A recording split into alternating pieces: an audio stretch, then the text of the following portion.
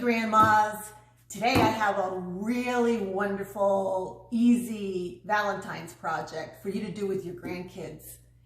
And all it takes is white construction paper, red construction paper, some glue, either Elmer's type glue or stick glue, and some scissors.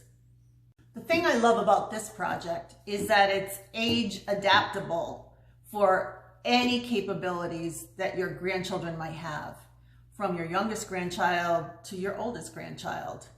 The complexity can be adjusted and the tasks associated with it can be adjusted to make it a successful project. Everyone will have fun, you'll have fun, and you'll share a happy time together. The project we're doing today is called Danish Hearts. Do you remember these from when you were a kid? We did these when I was in elementary school, and I remember doing them when I was a teacher back in the day.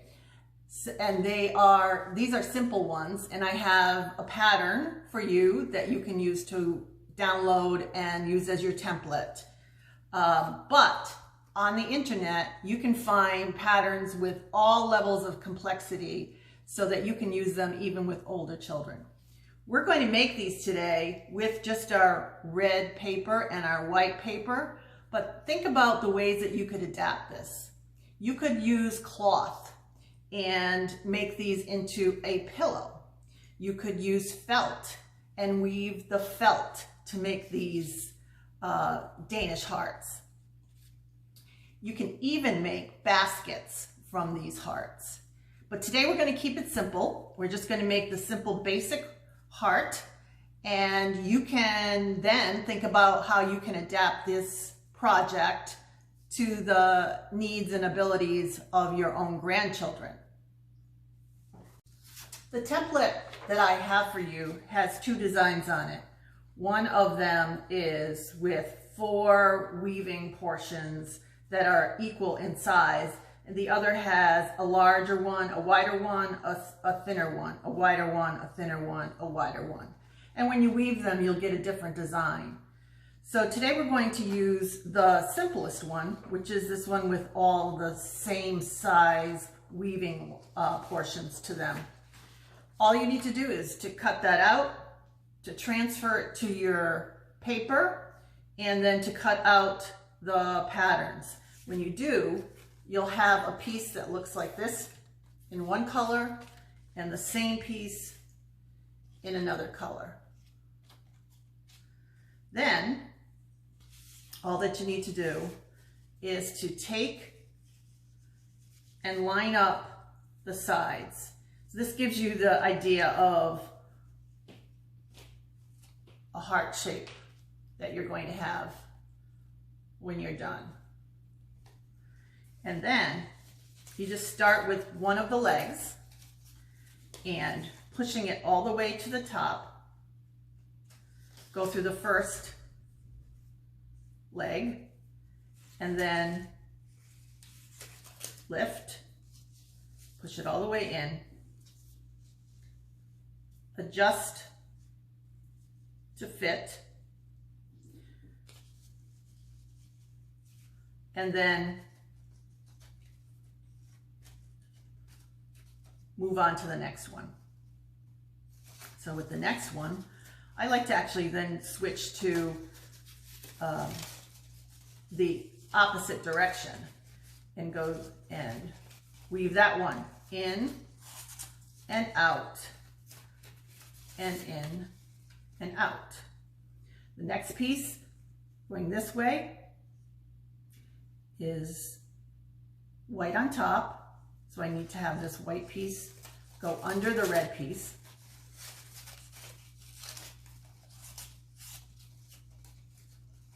Sometimes they will come apart and you just have to finagle it again to make it where you want it to be. So this is where you have to determine, is your grandchild old enough to be able to put up with the fact that what they just did came apart a little bit. And sometimes frustration can make children very unhappy with projects. So you want to make sure that your grandchild is ready to take on something with the level of complexity that you're doing. Now in this case, I'm moving on to the next one where the white is underneath the red.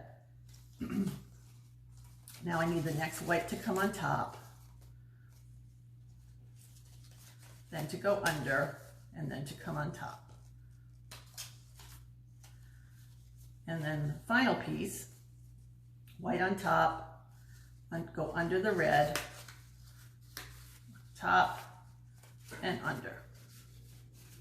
Then you just need to adjust it a little tiny bit. You know, I don't sweat it. If you were wanting this to be absolutely perfect, you would have you would adjust until your points align. I feel like you could just trim it with your scissors afterwards if you want to. Then the last part of this is to put a little bit of glue, whether it's going to be Elmer's or a glue stick, just to hold down the parts so they don't come undone and cause frustration. This will dry clear, the purple dries clear. And like I said,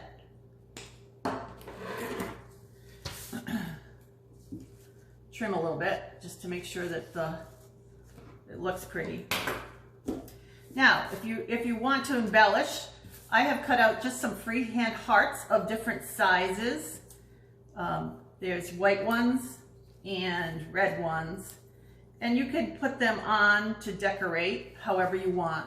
I also think that this is a great opportunity to teach your children to write in, you know, as it would be for a Valentine's card, you know, love you lots, simple word phrases that can go into the larger portions of the heart. And they can use this as a Valentine for mom or dad, or sister or brother, or grandma or grandpa. It's a great way to